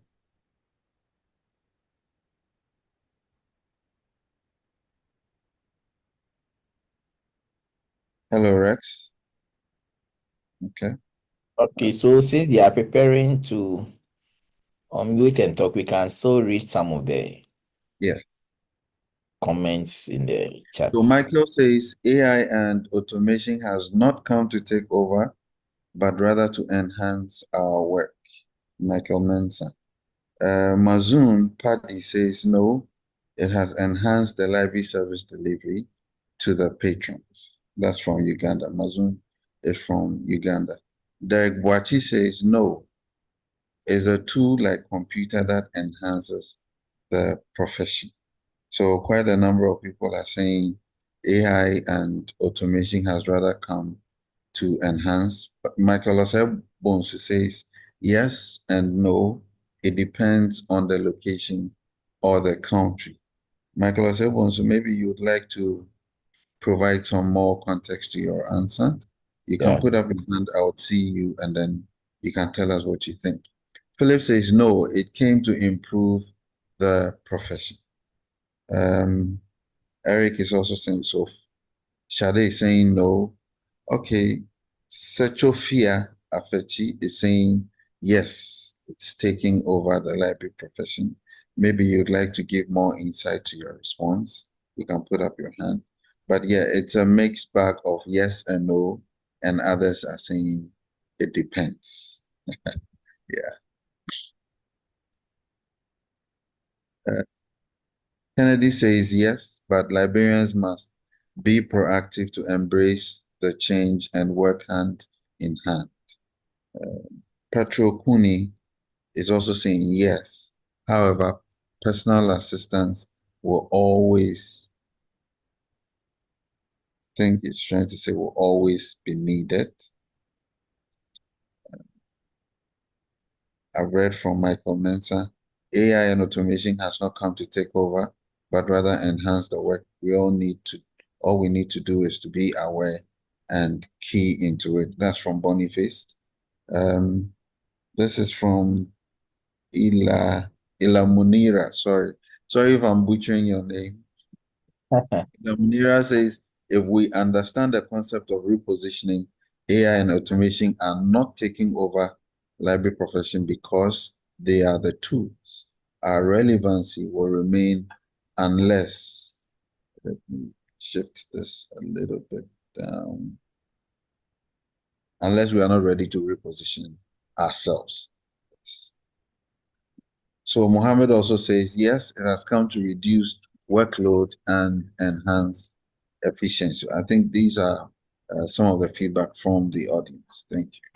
Oh, okay. Thank you. Thank you. Thank you so much. So it seems if we are talking about voting, then more of the participants are saying no, or is a yes more? Yeah, the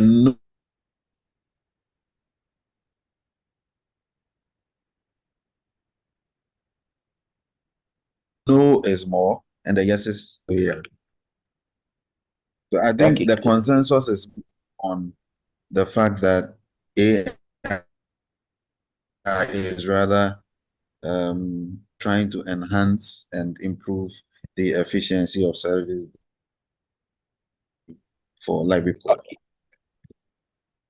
Okay. So I agree mostly with the those saying no, or yes or no, depending on how you want to state your facts.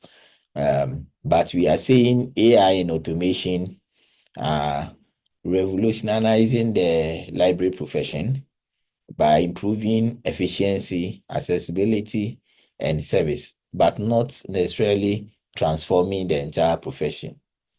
And there are typical examples we can give, like when it comes to cataloging, metadata. You see, all these things because we are not adding value, or because we are not rescaling or upscaling, then it becomes a difficulty. So like when you look at cataloging, metadata management, we have tools like Mark Edit in Koha. We have Libris, Alma, a cloud-based platform. So we have all this for the search and discovery, AI-driven discovery layers like EBSCO, Discovery Service, and the rest. Now more popular, we have the chat bots and virtual assistants, as somebody put it, where we have lib answers and all that, collection development. We have AI and automation going on, that's in digital preservation and in personalized services. Libraries are integrating AI-driven recommendation engines similar to what we even see in Netflix and Amazon and all the rest. So yes, it is an enhancement, but we have to learn. So we have to be ahead one step to be relevant in there. So if you are not ahead, people will go and fish out the information and you'll be irrelevant. And sometimes you'll be in your library and somebody brings you something and you can actually handle it. Then it becomes like you don't know what you are doing there. But we have to understand that in our libraries, even mostly in the special libraries and the rest, we have to collaborate so much with the IT department, because we work hand in hand. IT staff or the IT department is there to provide systems. But what you have to ask yourself is, as the librarian, what do you have to offer? You are offering the information for the systems. But if you are not prepared to offer that information for the system, the IT person will still go for the information. And now you'll be put aside. And that is one reality we have to actually look at. You go to certain places, certain institutions to do installation of maybe Koha this space. As my organization, we do a lot. You go there and they are complaining of the IT staff. Hello, please, can you hear me? Because somebody is saying the person can't hear me. Yes, go ahead. We can hear you. You can hear me. Okay. So you go in there and somebody is saying the IT staff is not trying to help you do this, do that, and do that. It's maybe because you don't know what you are worth, because you are providing the information for the system. But if you don't know anything about the system, how do you provide that information for the system? So you should be abreast with time, know the system. You will not, the build-up of the system is not part of your job, but what information goes into the system and out of the system is your job. And if you don't provide that, somebody will do that, and you don't need to complain. That is the reality, and we have to actually put that at the back of our mind. But when you look at all this, in all sectors of the library, AI and automation is part of it now. It is part of it now. So we have to go in and look at the AI or the automation type that will fit what we are using. There are even some libraries now, as I'm saying, special libraries, they don't have any software and it is still the traditional way of doing things. It is surprising how you even reach your clients. So if that is happening, then it will be very difficult for you to survive in such a system. Okay, so this is why I'm saying that we complain a lot, even on this platform. We will complain, oh, they don't mind us, they don't do this, but because we are not changing ourselves, because we are not trying to make ourselves valuable to the institution, because it's just like Africans, like let's say crabs in a barrel, and they are trying to come out from the barrel, but the one forcing to come, how difficult is it for the crab to even climb up? But if it's climbing up, there's a lot of things also pushing the crab down. All that I'm trying to say is we have difficulty already. Our cheese have gone. That is what we have not realized. we don't have anything. They don't give value to the profession. But if we are prepared to add value to change or reposition ourselves, then they will see value in us, and whatever we are doing can go on well as planned. Okay. So let's see if we can have some takeaways from this AI and automation chain. And we are saying that you have to start small. We are saying AI and automation are powerful tools for libraries to improve efficiency, optimize resources, and enhance the true user experience. But to be able to do that, start small. Introduce chatbots or AI-based cataloging systems before expanding to more advanced AI tools. Let's start. Let's read about the few ones. Even up to now, when we are talking about this search, chat, GPT, and the rest, what most people know is just chat GPT, finish. But now we should know that there's a lot. The DeepSeek, and the rest from China. People are using that. People are using others. Are we trying to leverage on those things? There's a lot going on in the library industry. Are we trying to get our heads over those things, know them, and see how it can actually improve or help us in managing the libraries? Then one important thing is collaboration. Collaborate with AI vendors, EBSCO, AfLIA, all the organizations. There should be that collaboration because you have a lot of training, a lot of learning about AI and all that. Then we are saying that chatbots like library answers should be integrated into our system. So as a librarian, you are not there to answer every question. Some people have made up themselves like they are the encyclopedia in there. So everything they have to try and find answers by their own. If you don't take care, you make a lot of mistakes because we have to research. You have to get training, get the experience, and be able to actually do that. It is not wrong, but the only thing is do more, learn more, so that you can also add up and use some of these AI tools to be able to answer some of the queries that comes your way. Collection development tools like OCLC's collection evaluation tool. And I talked earlier about data-driven decision making. So we have to get tools that can give us data for us to do a lot of evaluation. I'm worried about our presentations to our big men, our vice chancellors and our supervisors and our head. We have to present a case, and if you are making the case, we have to make it well. So we have to learn all those things. Digital preservation, projects like Google Books and the rest. Then we are saying that, yes, personalized services, libraries integrating AI-driven recommendation engines and stuff like that.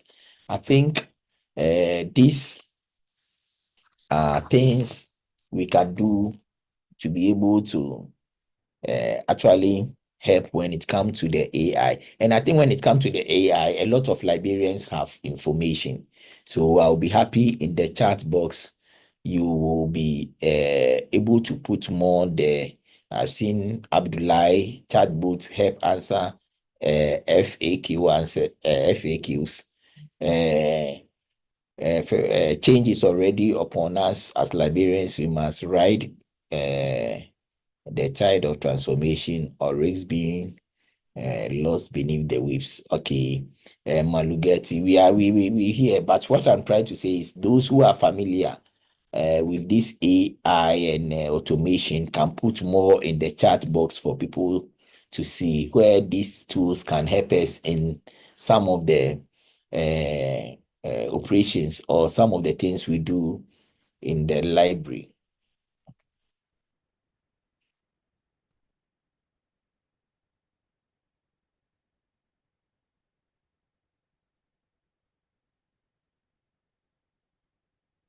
So so that is that for the AI and the automation. There's a lot if you want to go into detail, but I think this is just an eye opener for us to know how to go in more there, do more work, so that we will be addressed with time.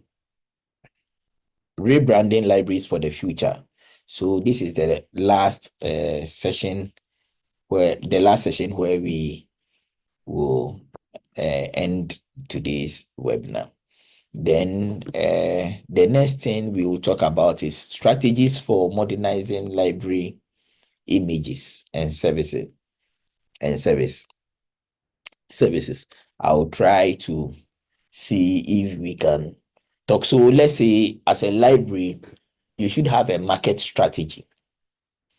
Innovative marketing strategy are essentials for library to reposition themselves in the public perception. So to be relevant, then it means you have to reposition yourself, but having a market strategies. So this can include outreach campaigns, enhance visibility through social media, and resonate messages that aligns with community interests. At my library like this, is a full, let's say, banking sector. We train bankers. So they don't even come to the library. But I have a newsletter that runs, a newsletter within the week, every day. On Mondays, the newsletter goes out, giving insight about banking related stories that is trending in the system. And it's working. Then I use the newsletter also to market our place. Like if somebody wants to have a facility to do wedding or that training and the rest, they can come in and rent the place and all that. And you find that in the newsletter. And it's a way of marketing the library, trying to do something different because they don't come. So we have to have a way of reaching them. So we have the listserv and we push them along.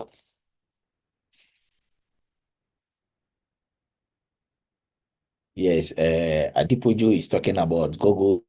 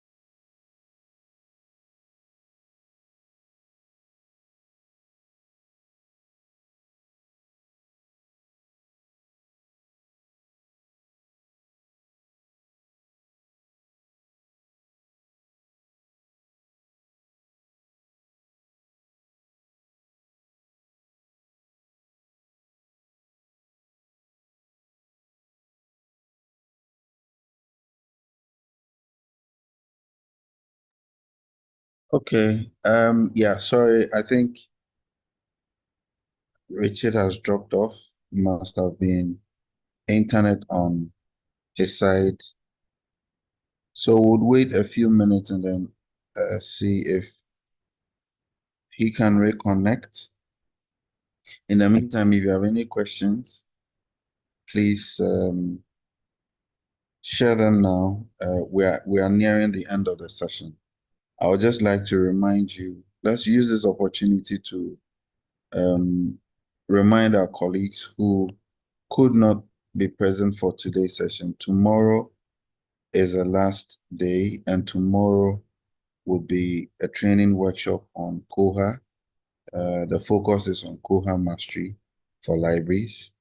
I would highly recommend that you attend tomorrow's session and also bring along a colleague librarian. The registration is still open, and so people can register from now till tomorrow morning, and they would receive reminders. It's the same time tomorrow, 11 a.m. if you are on the GMT time zone. It's 12 noon if you are within the West African time zone. 1 p.m. if you fall within the Central African time zone or the Southern African Standard Time Zone, and then 2 p.m. if you are within the East African time zone. Tomorrow is also going to be around 2.5, 3 hours. There will be breaks in between, and so come prepared so that you can have enough time to engage.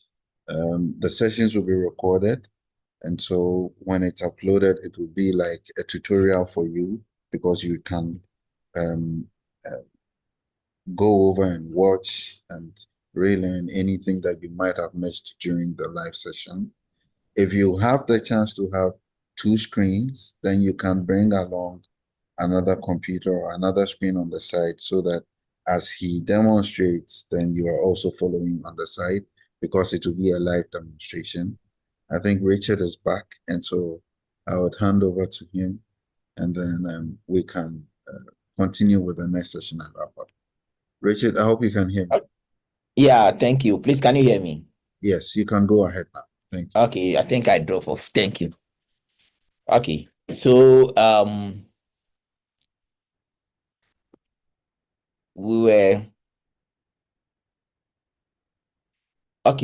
here talking about the marketing strategies for strategies for modern library images and servicing. And we are saying these include campaigns, enhancing visibility, and the rest. And I'll cite an example that in my library, I use a newsletter that runs, that is helping a lot. Then we have social media presence. Maintaining an active social media presence allows libraries to engage with patrons in real time. You should be active with your social media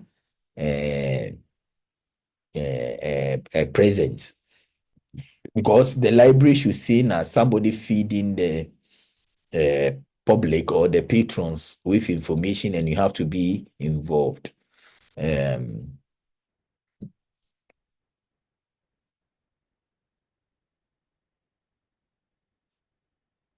Okay, so we have share upcoming events. I do those things in my library. We share, we control with the collaboration with the IT. IT is very, very supportive at my place, where we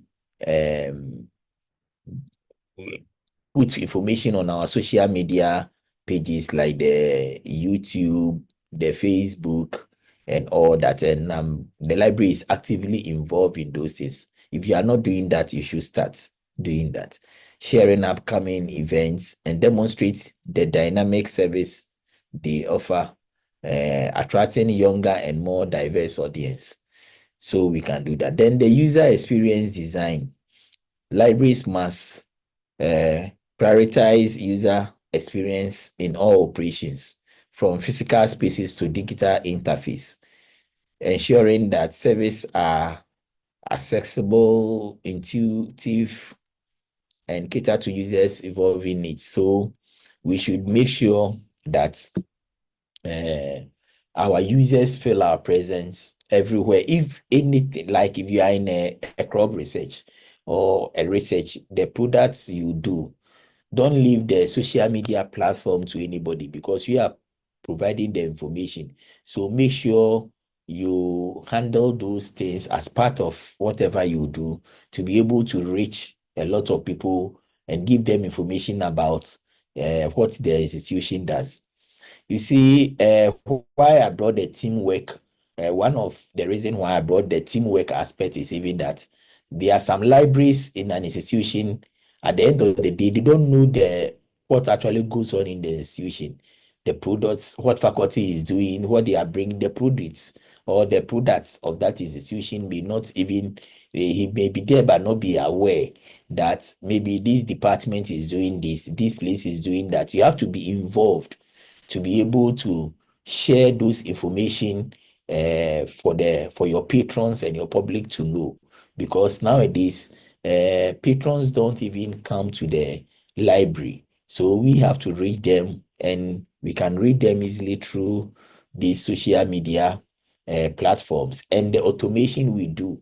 Automate your things, make sure you can send emails to your clients and the rest. So always add that into whatever you are planning and what you are doing.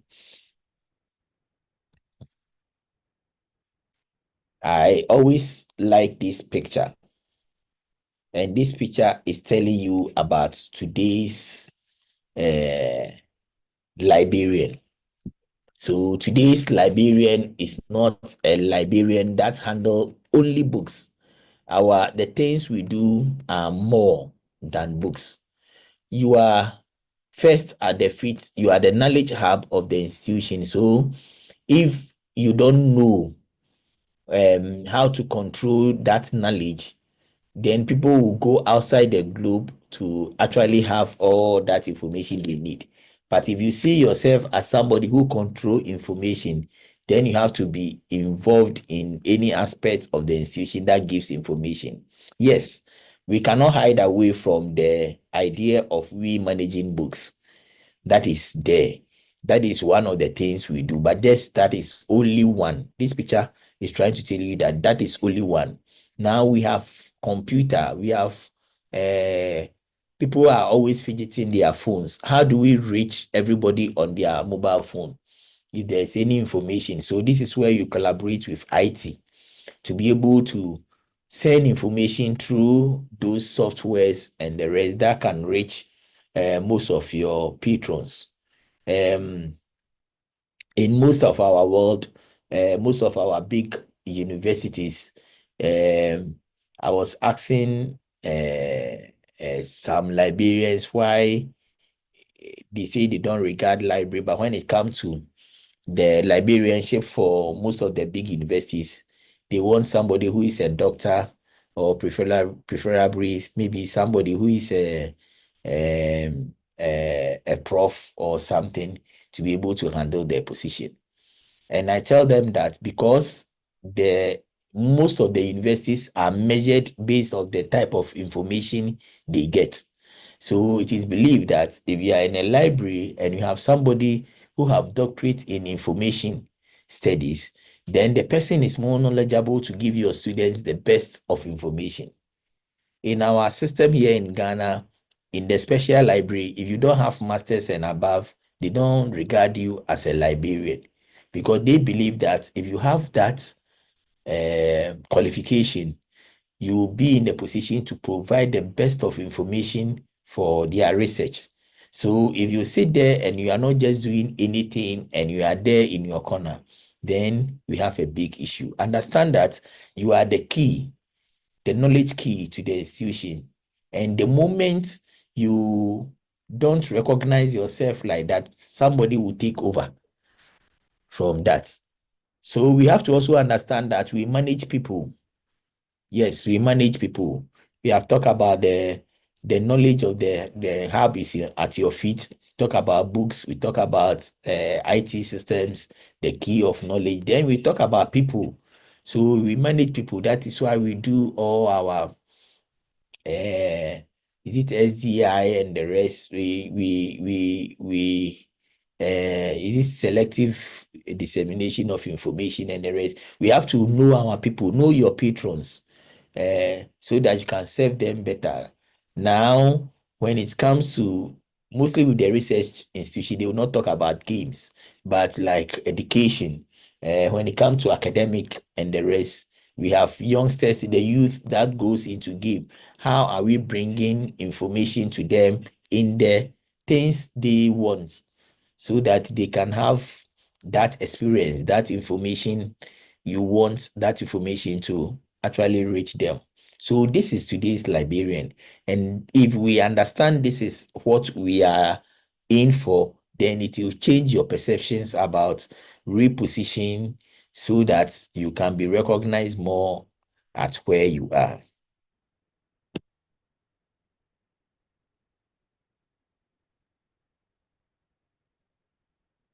So, Michael, I agree with you. You are saying that we manage information, we are information hub, we are so important, and we will let them see it. So that is the essence of this webinar. You have to let them see it. If they don't see it, and if it's not just like seeing it, seeing and doing, there should be an action word that will let them not pass you if they want to actually, pick this information and the rest. So how you present yourself is very, very important. So know that you are part of the decision making as librarians. You are part of the decision making. So there's a puzzle and you are part of the puzzle. If you see yourself like that, then you see that you need to reposition yourself, because some of us, even at meetings, we can't talk because we don't even have the information. So you see people talking, people taking serious decisions about our profession they don't know anything about. And it is because we find ourselves not part of the puzzle or not part of the decision-making process. So we have to actually find ourselves as part of the decision-making.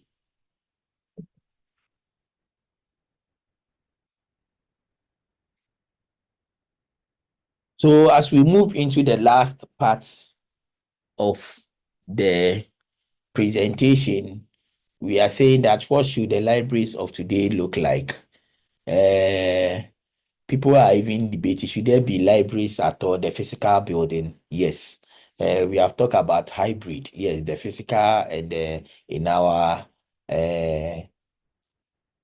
world, like in Africa and the rest, we need the hybrid, which I think will help us a lot. But even with the hybrid, we should be able to make the place more appealing, a place where people come and they feel comfortable. Our libraries, are special libraries, are not like the academic library where even you see a lot of people come there. But if we see our special libraries where people even can't sit and read, sometimes even the place is dirty. I'm just sorry for my words, but sometimes you enter into some library and you ask yourself, if there is something going on there. Because mostly they say there's no money, there's no laborers, there's no why. So we also go and we sit there. I think we need to change and look at things in a different way. Even if some of the things have to go from the library to make the library spacious and well designed for people to sit there comfortably, please do that. We have about books, thousands of books people are not reading. Nobody, if you have a book as a librarian and about a year, let's say 5 years, nobody have touched it. Does it send a message to you? Do you keep all those things for 10 years? Nobody have touched anything. And you still say you are the custodian of those. There are some books when it's 10 years and nobody have done it, means you have to take it out from the shelf. So all that I'm trying to say is we have to look at better ways of actually putting our libraries in such a way that the place feels so comfortable. These are some examples of some libraries outside, making it more comfortable. And I'm saying that this one may not be Africa, But in Africa also, we have a lot of them. What I put here may not be the best, but I know in your libraries, maybe AfLIA should do a competition and say that show your library, and let's see how some of our libraries are. These are libraries in Ghana, some of the libraries in Ghana, special libraries in Ghana, of course. And it should be, it's not, I'm saying, I would not say it's the best of all the libraries, but I just pick one or two libraries for you to see that, yes, your library can be reorganized. Some sofa chair for reading, because special libraries, deal with scientists, this, that, and that. This one is Ghana. Those ones I show here may be outside, but we have this one in Ghana where you can come and read. The place look like in the university, they say research commons. You go there and you see that the place is inviting. The place is a place where you can actually sit and read. You understand that? I like what Richard said. Richard said, please, you can see many in Africa. Then I've given a university and the rest. So we have a lot of universities. Let's look at those pictures to give us how to design our library. And I'll say that every year or 2 years, if you can change the things around, we don't have resources, but the little you have, you can trick it around every year so that people come and they see change and they want to sit down and read and they want to sit down and do something. I think we should consider that when it comes to different trends and the rest. So I think this is where we end when it comes to the reposition of the libraries.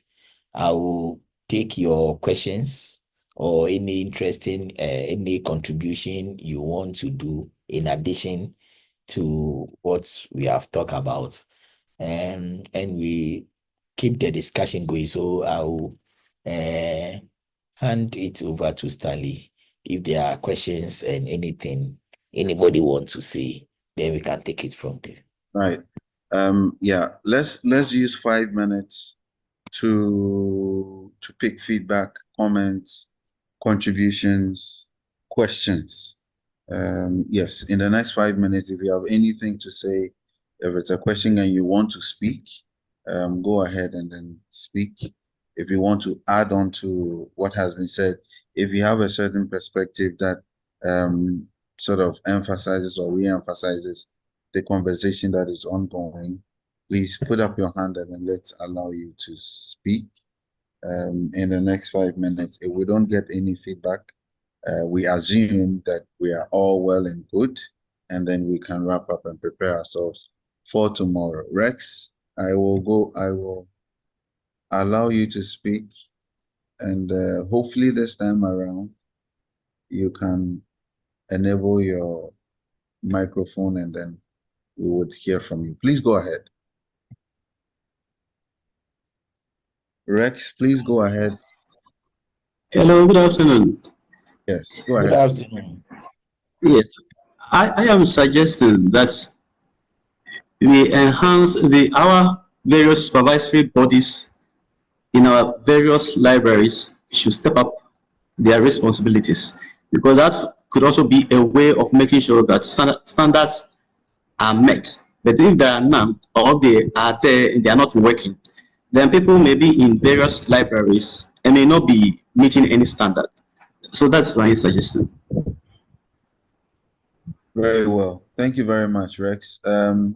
Shade, your hand is up. You can unmute and please speak. 2 minutes. No, 1 minute maximum. Please go ahead. Otherwise, then Ezekiel, if you are ready to speak, please unmute and let's hear from you. 1 minute also. Okay, good afternoon, everyone. Ezekiel Okon. When it comes to repositioning, I would like to add something to spice up what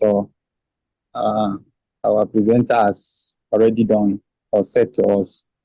What we like doing in our library here in the most famous e-library in Akwa Ibom State, Nigeria. Once in a week, we change the entire resources that we showcase at our new arrival racks for users to come in and see something new on the shelves. Actually, we don't just keep that shelf for new arrivals. We keep it for enticing titles, like motivational titles and other titles that when they come, they will now see something new that they didn't see last week when they came in. The whole of the week, that one will be there. In a new week, we'll change it and then have new articles, new titles on it that can easily captivate someone's interest to pick up a material and then sit at the circulation area to just read it for entertainment purpose before they can now go inside and then pick up their main interest. Their main what they really came for and use the library. But this is just Right. to spice up with what the presenter already said. Thank you. Thank you, Ezekiel. Yeah, Emmanuel says sometimes you don't need to buy anything new, but rearrangement of the learning spaces and the little resources available can do the trick. Thank you very much, everyone, for making the time for today's session. We honestly appreciate it. We took a lot more time than is the traditional 1 hour 30 minutes that we're used to for our online sessions. But you would agree with me that it's been worth it. Every time has been spent well and effectively. And so thank you for making the time. We hope to see you tomorrow, same time. And like I've already mentioned, the recordings will be available. If you missed the early part, you can look out for the recording. If you want to re-engage the content, you can look out for the recording when we upload it eventually. The resources will be shared alongside. Richard will make them available to us and we can disseminate to all of you who have registered. Inform your colleagues that tomorrow we're going to be delving deep into Koha, and so they should come along. If you have another screen, please come with it so that we can be doing hands-on training as the live demo goes on. If you have any questions, besides all of what we have shared here, please reach out to us, aflia.com@aflia.net, and we would do our best to respond to that. I would just like to remind you that our conference registration is still ongoing. AfLIA's conference this year is happening in Windhoek, Namibia. Early bird is over, but of course, registration is still ongoing. And so you might want to check out the conference website. And then we just talked about engaging and expanding your network and learning something new and being innovative about how to participate in some of these important convenings. And so, yeah, take this opportunity. I put the link in the chat. You can share with your colleagues as well, anyone who might be interested and has the means to be part of it. At the moment, virtual participation has not been decided on yet. If we do that, we're definitely going to be circulating that information to all those who have registered. But yeah, same time tomorrow, we want to see you and your colleagues. Bring one person along. Thank you, Richard, for today's session. Thank you, everyone. Have the best of the day. See you tomorrow. Yeah, Bye-bye. thank you. Thank you so much.